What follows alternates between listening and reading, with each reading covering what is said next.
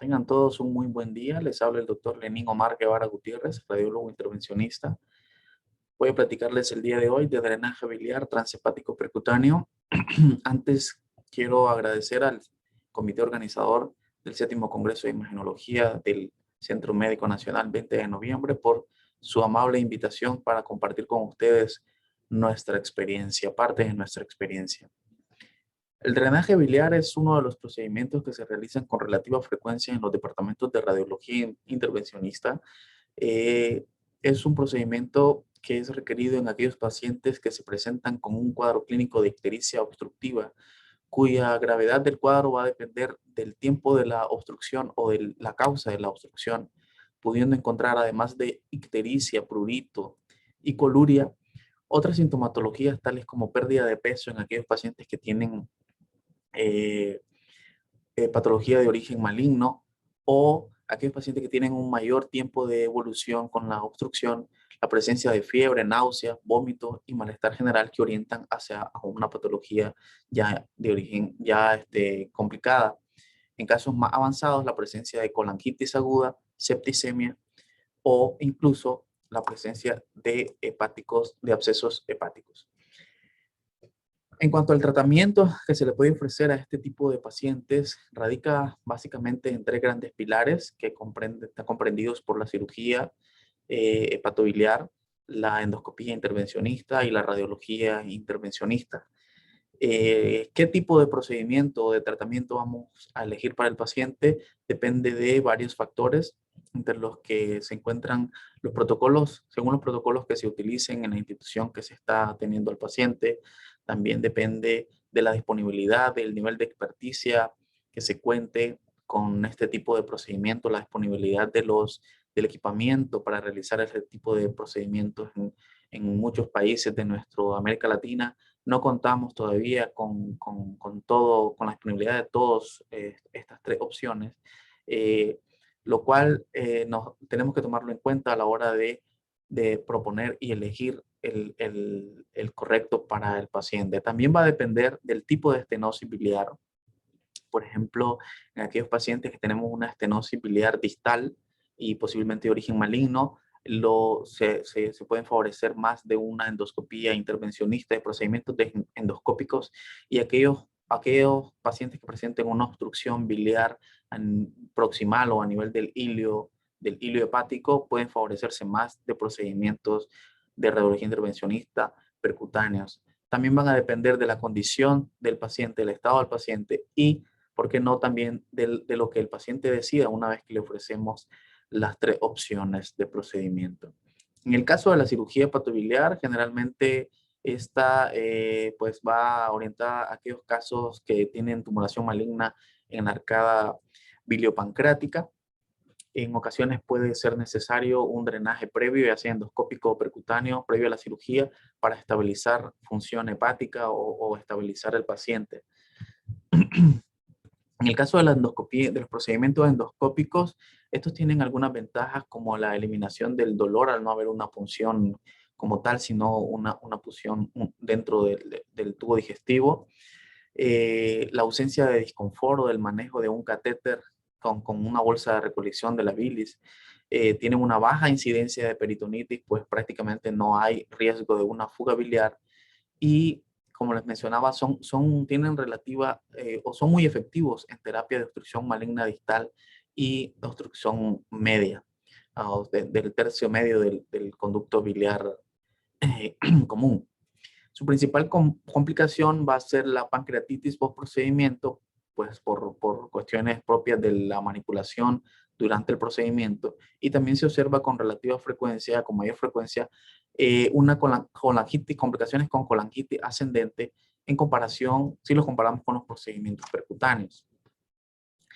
En el caso de la radiología intervencionista, los procedimientos percutáneos en la última década han presentado cierta mejoría, sobre todo en la utilización de algunos instrumentos, algunos dispositivos, específicamente en los tipos de stent, en los stent cubiertos, que han ganado bastante auge en los últimos años, tanto en pacientes con obstrucción maligna como en pacientes con obstrucción de origen benigno.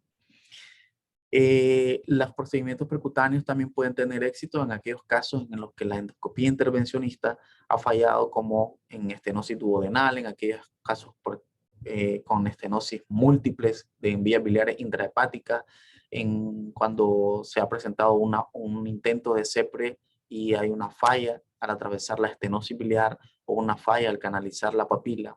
También en aquellos pacientes con antecedentes quirúrgicos, con presencia de una anastomosis bilioentérica, se prestan más a indicar de una vez la radiología, procedimientos percutáneos por radiología intervencionista.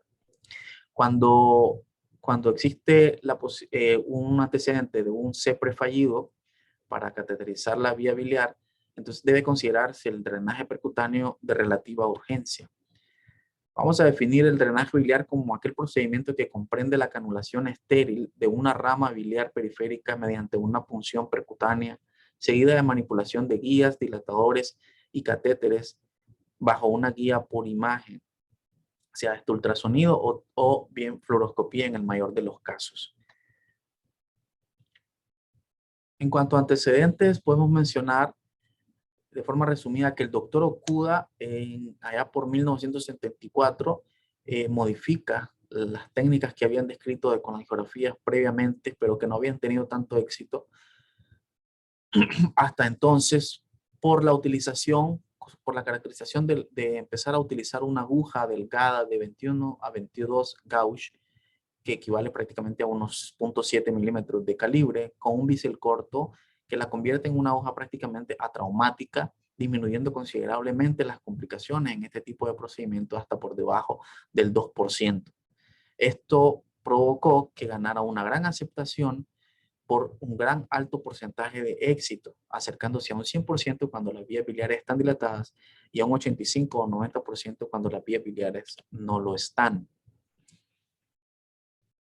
Una vez que ya nos preparamos para la realización del procedimiento, ya tenemos el paciente y el diagnóstico posiblemente ya esté realizado, debemos de evaluar los estudios que se le han hecho, como que pueden ser CT o pueden ser resonancia magnética, con angioresonancia magnética, que nos van a dar información importante para planificar nuestro procedimiento, puesto que nos van a señalar el sitio de la estenosis, el tipo de estenosis biliar, cuántos o qué vías están comprometidas, si la vía biliar derecha o la vía biliar izquierda. También nos van a hablar acerca del trayecto posible para la colocación del catéter o de la punción.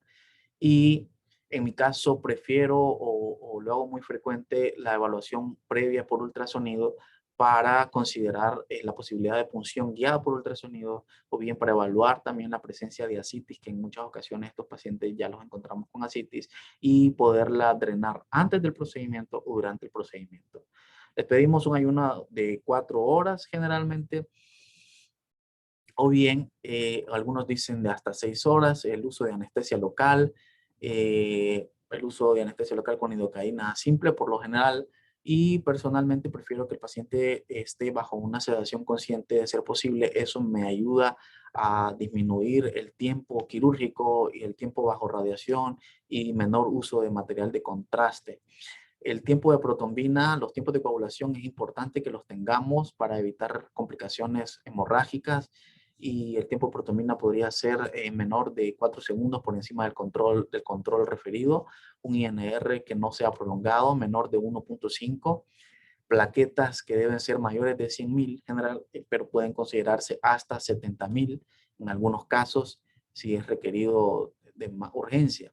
Si hay alteración de estos tiempos, puede utilizarse vitamina K por 3 días en aquellos casos que podamos hacerlo, que nos lo permita, que sea electivo, y una vez que estén normales, proceder. En casos de relativa emergencia o de urgencia, podemos utilizar plasma fresco congelado antes del procedimiento o bien durante el procedimiento, y en aquellas situaciones de extrema urgencia donde desconozcamos completamente el perfil de coagulación y necesitemos proceder, podemos hacerlo, y al mismo tiempo solicitar la preparación de plasma fresco congelado y utilizarlo si hay presencia de complicaciones hemorrágicas.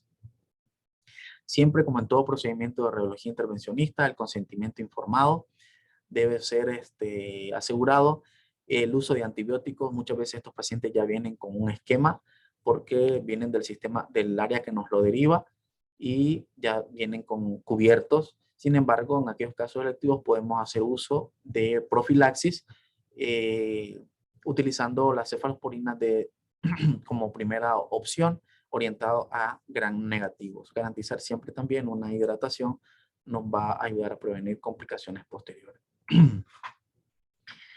En cuanto a la técnica en sí, los materiales que utilizamos, pues existen, según la casa comercial, diferentes tipos de set, desde los más básicos hasta los más completos, pero estos sí se caracterizan, a diferencia de los kits de drenajes de colecciones, de otro tipo de colecciones, se diferencian en la utilización de un kit de micropunción, que le llamamos, que contiene la aguja chiva de 21 22 gauge, con punta traumática, una aguja guía de 0.18, muy delgada, la cual utilizaremos en conjunto con la aguja chiva, un sistema de 3 componentes que nos permite hacer un cambio de calibre de guía, desde la guía cope hasta la guía metálica.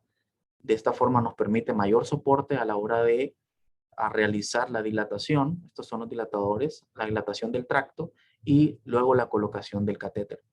Este es un ejemplo de un set, bueno, esto es lo básico, este es un ejemplo de un set más completo en el que podemos observar, hay 2 agujas chivas, ahorita les explico por qué. También tiene su sistema NEF de 3 componentes, trae un catéter para maniobrar, que nos va a permitir maniobrar la guía hidrofílica y vencer la zona de estenosis, y su catéter con extremo de pigtail montado en un posicionador metálico que nos permite mayor soporte a la hora de su colocación. Estos son ejemplos de diferentes casas comerciales de los catéteres biliares que se caracterizan principalmente, además de su cola pigtail distal, que puede variar de forma dependiendo de la casa comercial, por tener agujeros en la región interna, en la superficie interna del pigtail, tanto distal y también tener orificios en la región proximal. Esto permite que estos orificios proximales queden proximal, valga la redundancia, al sitio de estenosis y la bilis pase hasta los orificios y salga a través de los orificios distales al duodeno. Este es otro ejemplo. Estos 2 tipos de catéteres presentan un sistema de seguridad que permite que una vez colocados se tracciona un pequeño hilo que trae aquí y se presiona de forma que evita que se desarme esta cola y evitando también el desplazamiento de los catéteres, que otra de las complicaciones bastante frecuentes. En cuanto a la técnica, este gráfico nos muestra las diferentes opciones que podemos tener o de considerar a la hora de planear nuestro procedimiento. El abordaje desde el lado derecho es intercostal o subcostal, y el abordaje para la vía biliar es izquierda, el cual es anterior y subxifoideo. Este otro gráfico nos quiere dejar claro de cómo debemos, a la hora de la punción intercostal, evitar el paquete básculo nervioso para evitar lesiones del mismo, y también nos señala la cateterización de un conducto lo más periférico que se pueda. Esto nos permite menor posibilidad de complicaciones tanto de fuga, fuga biliar, como a la hora de colocar el catéter nos ofrece un mayor soporte dentro del parénquima. Acá en estas fotos lo que observamos es una variante de la técnica que utilizan algunos colegas, en el cual con una aguja chiva, con una primera aguja chiva, realizan la colangiografía, y una vez que tienen cateterizada la vía biliar, con la otra aguja cateterizan la vía biliar más periférica que hayan decidido previamente con la colangiografía. Esta aguja no la retiran hasta una vez esté asegurada la vía biliar, para una posible instalación de medio de contraste de ser necesario. Este es el sistema NEF, ya ven que lo está colocando en el sitio donde se decidió la segunda aguja chiva, y el sistema NEF acá muestra los 3 componentes, cómo vamos pasando del calibre más delgado de la guía COPE. El primer componente es un componente metálico, de menor calibre hasta la camisa de mayor calibre que nos va a permitir posteriormente, una vez que retiremos estos dos y la guía COPE, poder introducir la guía metálica. En este video es un abordaje de la vía biliar derecha, pero quiero mostrarles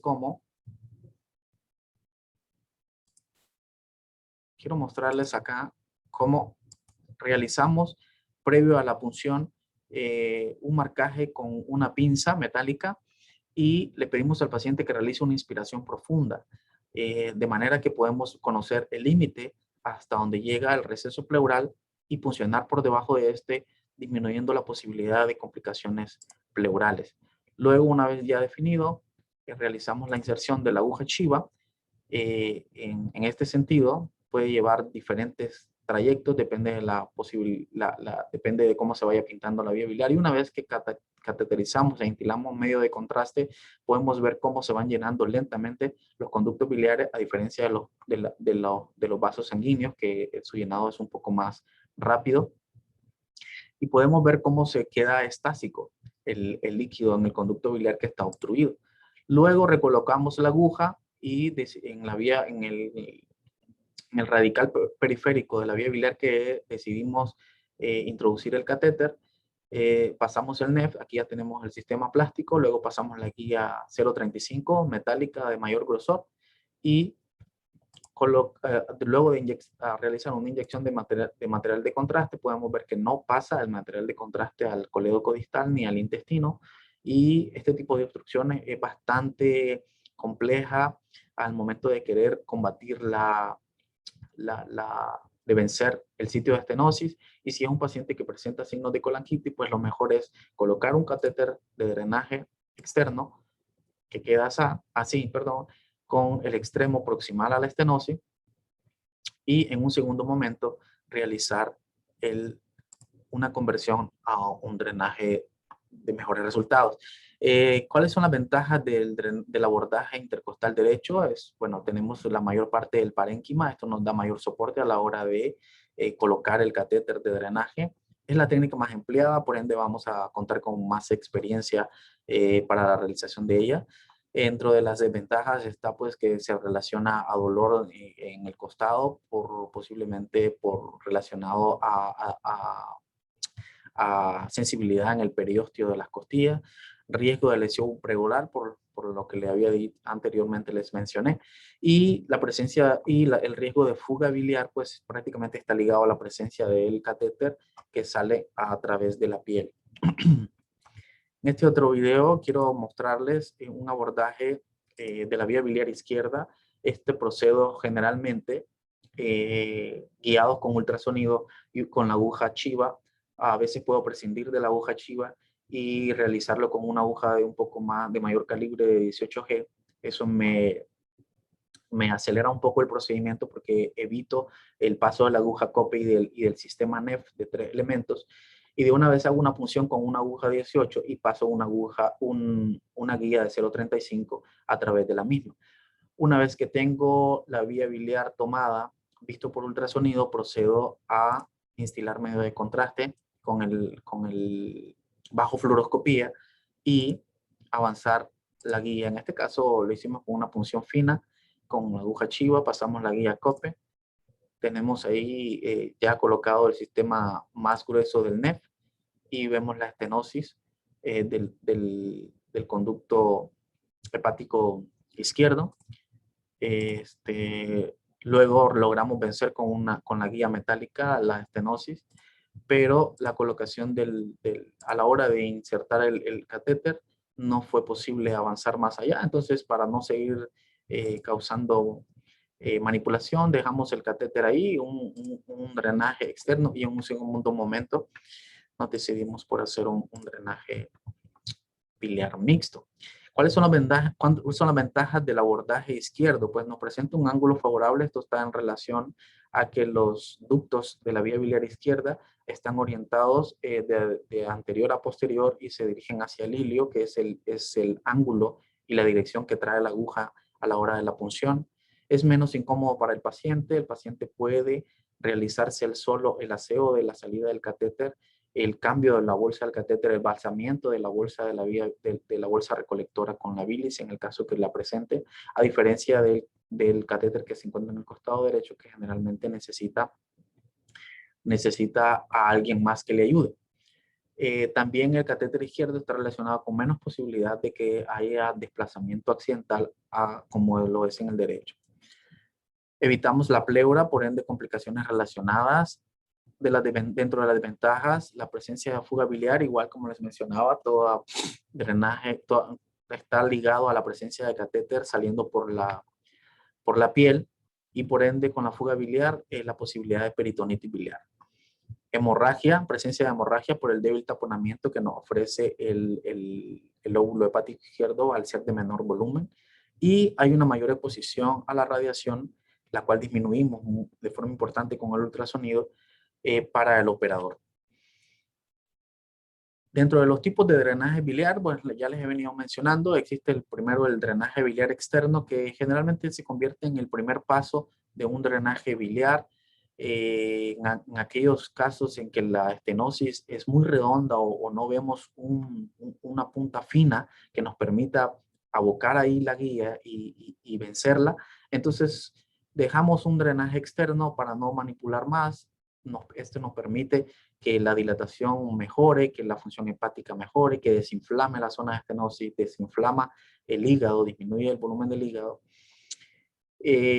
Y el drenaje pues consiste nada más en dejar un catéter con orificio únicamente en el extremo del Pixdale proximal a la estenosis y el paciente se va con una bolsa recolectora a través de la cual va a drenar la bilis y luego a los 4 o 5 días regresa para que le hagamos un drenaje biliar interno-externo, que es el siguiente que les muestro acá, o mixto, en el que a través de, una vez que vencemos la estenosis, logramos pasar una guía y un catéter y cambiamos a una guía metálica semirrígida y a través de ella colocamos el catéter de drenaje biliar, que en este caso ya presenta orificios distales y orificios proximales a la estenosis, haciendo una función que permite que el paciente aproveche su propia bilis. Esto influye de forma importante en la nutrición del paciente, en la alimentación del paciente y en la mejoración en la mejoría de los síntomas clínicos. Acá vemos un ejemplo de una estenosis a nivel de la confluencia de los hepáticos y de la porción proximal del colédoco y un catéter de drenaje biliar mixto. Una de las desventajas que presenta, pues que tiene acá, de todas formas queda el catéter, aunque cerrado, el paciente se lo puede tapar con una gasa generalmente y fijarlo con tape, pero siempre representa un disconfort para el paciente y también pueden asociarse complicaciones de origen cutáneo. Otro tipo de drenaje es el drenaje biliar interno o bien la colocación de un stent y que igual puede realizarse posterior a la colocación de un drenaje biliar externo o de una vez desde la primera, de una primera intención. Consiste también, igual que el drenaje biliar interno externo, el drenaje biliar mixto, consiste también en el atravesamiento de la zona de estenosis, llegar con una guía hasta el duodeno y luego colocamos el stent de forma que quede centrada la zona de la estenosis y sobrepasada tanto proximal como distal el tamaño del catéter y se despliega el stent y este se abre de forma, es autoexpansible, no necesita la dilatación con un balón. Esta forma evitamos el mayor riesgo de hemorragia que se ha visto, que se presentan las dilataciones con balón. Estos stents son termosensibles y una vez que alcanzan la temperatura corporal, alcanzan su nivel máximo de calibre aproximadamente a las 24 o 72 horas. Por ende, una vez colocado, debe dejarse un catéter testigo y realizarse un control el día siguiente para comprobar la permeabilidad del mismo. Este es un ejemplo en el que se observa un stent orientado desde la vía biliar izquierda hasta el duodeno. Luego, una vez que se confirma con el catéter testigo a las 24 horas, se retira el catéter testigo y no se deja nada en piel, y de forma que eso se cicatriza y el drenaje es completamente interno. Dentro de las indicaciones para el drenaje biliar percutáneo, está en proporcionar un drenaje biliar adecuado en los casos, en aquellos en que se requiera paliación de los síntomas de la ictericia, como el prurito, optimización del nivel de bilirrubina y función hepática para la administración de quimioterapia en aquellos pacientes principalmente con colangiocarcinoma, desviar la bilis de un sitio de fuga posterior a una lesión quirúrgica y permitir la colocación del stent en defecto del conducto biliar. También proporcionar un portal de acceso al tracto biliar en aquellos procedimientos como dilatación de estenosis biliares benignas, eliminación de cálculos a través de las vías biliares, colocación de stent en lesiones malignas, el uso de braquiterapia o fototerapia, obtener muestras de tejido endoluminal o extracción de un cuerpo extraño, uso de colangioscopía, o bien para fines de diagnóstico a mediano y largo plazo a la llamada colangiografía de menor riesgo. Estos son ejemplos que les voy a mostrar acerca de las indicaciones que ya mencionamos. En este caso, les presento un paciente de 19 años con un episodio de pancreatitis aguda que se asocia a ictericia obstructiva, y vemos acá cómo está la dilatación en la colangiografía, cómo está la dilatación de la vía biliar común y de la vía biliar intrahepática. Vemos que no hay paso del material de contraste hacia intestino.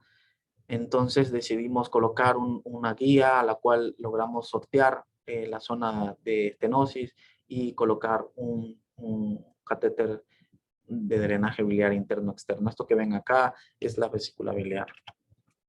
Este es otro ejemplo de estenosis biliar benigna. En este caso, un paciente con colangitis, que posiblemente, cuya causa posible del episodio era por colangitis esclerosante.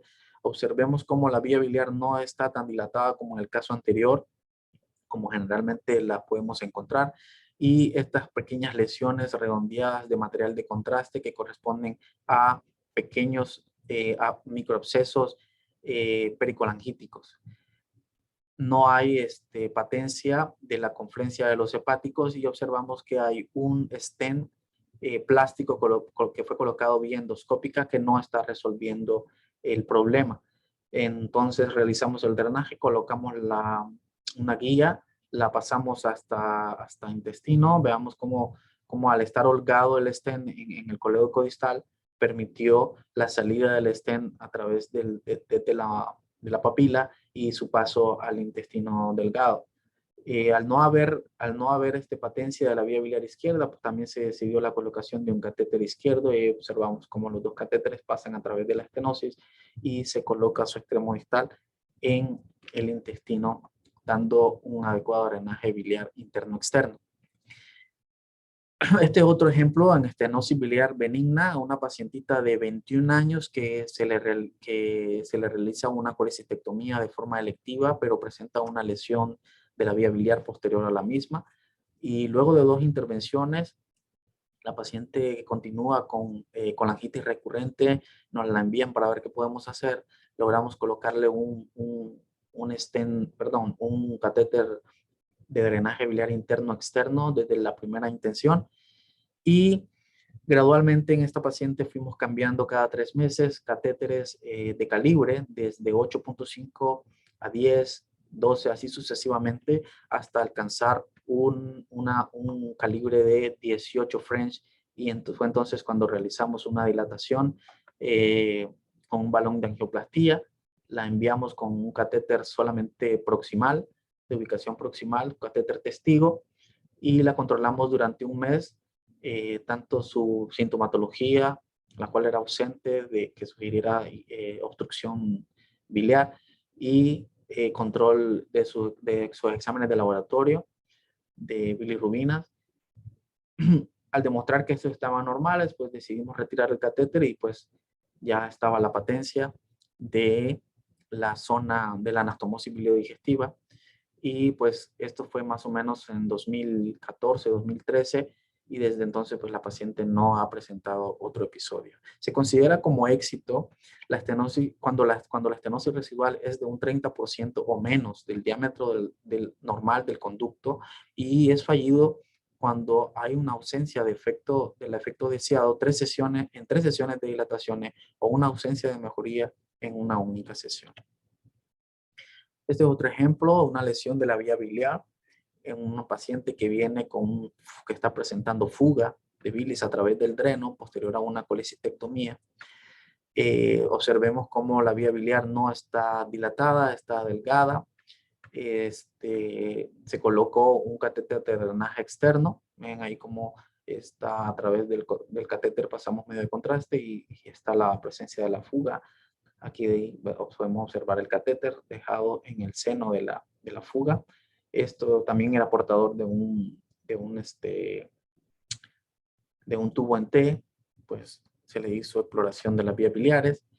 Luego de 4 semanas, el paciente regresa ya con franca disminución de lo que se fugaba de bilis, y entonces se procede a ferulizar la zona de la fuga y extender nuestra guía hasta el intestino y colocar un catéter de drenaje biliar interno-externo, el cual se deja otras 4 a 6 semanas más, y una vez que viene comprobamos que no hay fuga de la bilis y por ende se retira el catéter.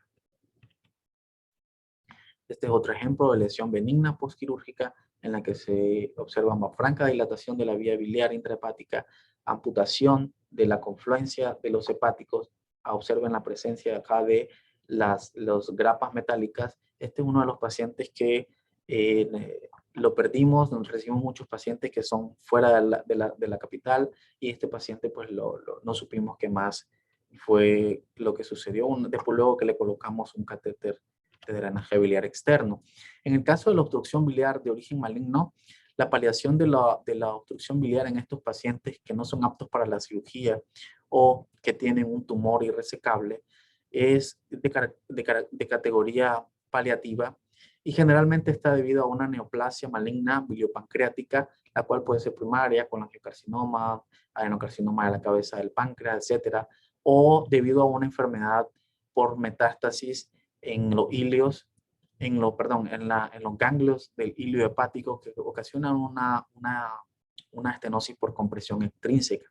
Otras indicaciones también en este tipo de pacientes de origen maligno está la realización de biopsia endobiliar percutánea, o bien drenaje biliar como complemento de una intervención quirúrgica posterior. Este es un ejemplo de un colangiocarcinoma. Observen la tumoración en la región de la confluencia de los hepáticos, que prácticamente los amputa, lo cual nos obliga a realizar un drenaje independiente tanto de la vía biliar derecha como de la vía biliar izquierda. En este caso no se logró combatir en un primer momento el sitio de estenosis, pero este paciente pues falleció y ya no pudimos hacerle más nada por él. Este es otro ejemplo, un ejemplo de un colangiocarcinoma un poco más distal a la confluencia o preservación de la confluencia de los hepáticos, lo cual al estar conservada la confluencia nos permite la colocación de solamente un catéter de drenaje.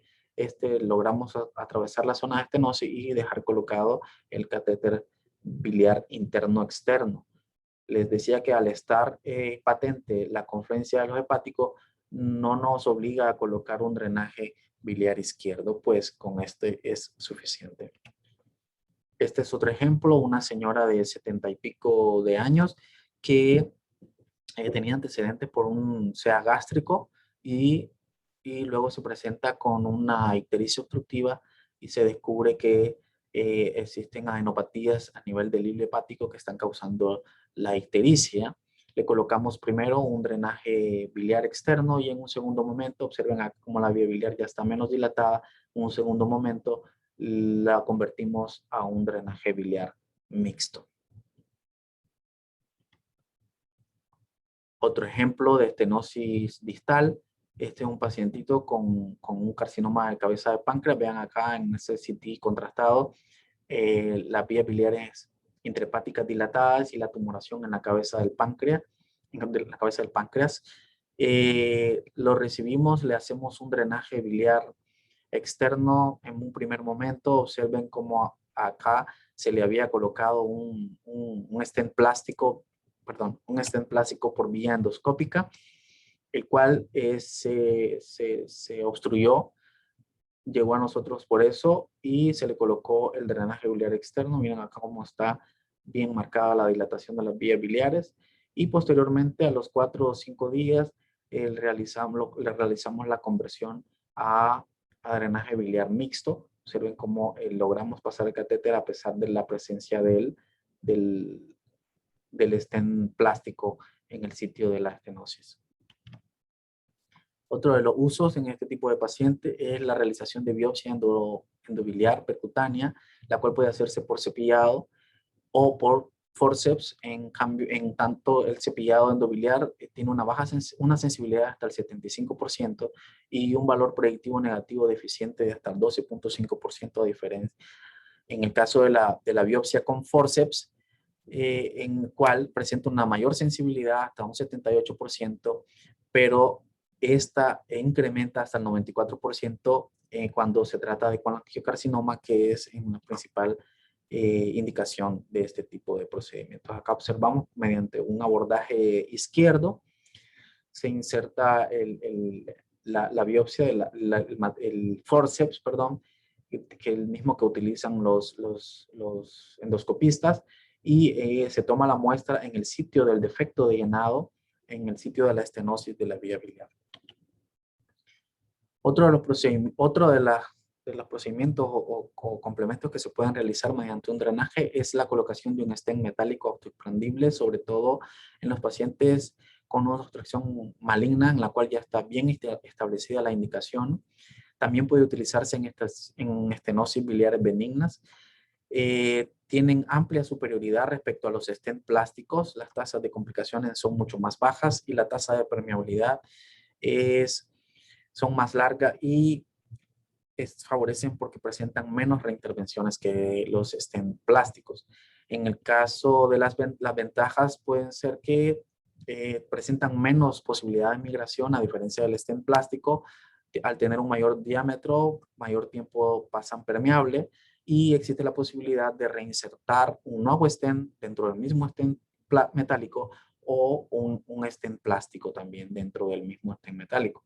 Dentro de su desventaja, pues que es un cuerpo extraño y queda de forma permanente, y también está la oclusión del mismo que puede resolverse, como les mencionaba anteriormente.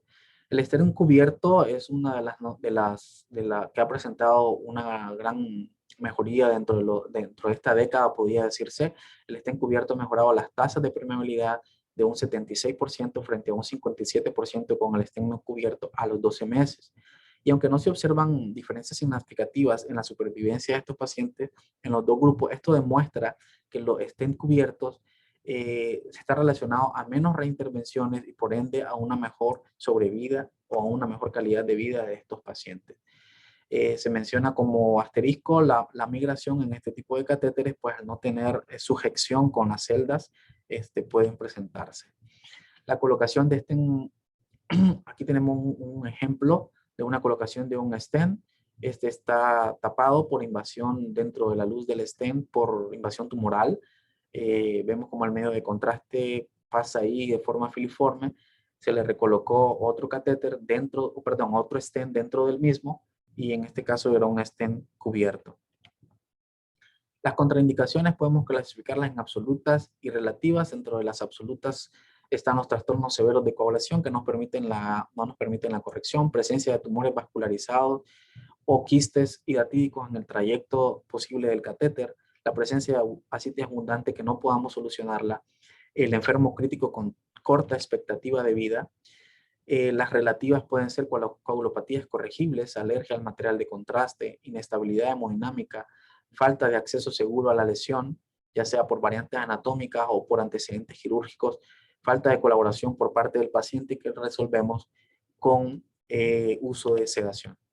Las principales complicaciones, las complicaciones podemos dividirlas en mayores y en menor, siendo las menores las más frecuentes de hasta un 45% y las complicaciones mayores de hasta un 10%. Dentro de las complicaciones mayores, la sepsis es la principal, que tiene una frecuencia de una incidencia de hasta un 15%, y entre las complicaciones menores, el